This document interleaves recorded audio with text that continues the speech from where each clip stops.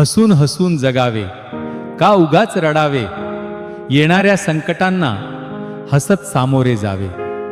मित्रांनो, आज मला जो विषय मिळाला आहे तो केवळ एक विषय नाही, तर तो जगण्याचा एक मंत्र आहे. जीवन सुंदर आहे. अनेकांना वाटतं की जीवन सुंदर असण्यासाठी खूप पैसा, मोठी गाडी किंवा आलिशान बंगला हवा.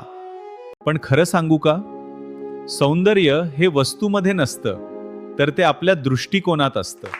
सकाळी उमलणारं फूल, पावसाचा तो मृदगंध, रात्रीचं चांदणं आणि पक्ष्यांचा किलबिलाट, हे सगळं विनामूल्य आहे. आपण कधी निसर्गाच्या या सौंदर्याकडे टक लावून पाहिलंय का? जर पाहिलं असेल तर तुम्हाला पटेल की जीवन किती समृद्ध आहे. आईच्या, वडिलांचा हातचा घास, मित्रांनी कठीण काळात दिलेली साथ, हेच तर जीवनाचं खरं सौंदर्य आहे. मी तुम्हाला एक छोटं पण खूप महत्त्वाचं उदाहरण सांगतो. एका चित्रकाराने एकदा जगातील सर्वात सुंदर गोष्टीचं चित्र काढायचं ठरवलं. तो एका सैनिकाकडे गेला आणि विचारलं, सर्वात सुंदर काय? सैनिक म्हणाला, शांतता. तो एका नवरीकडे गेला, ती म्हणाली, प्रेम.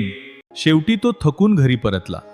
त्याच्या मुलाने त्याला मिठी मारली आणि त्याच्या पत्नीच्या डोळ्यात त्याला आपुलकी दिसली.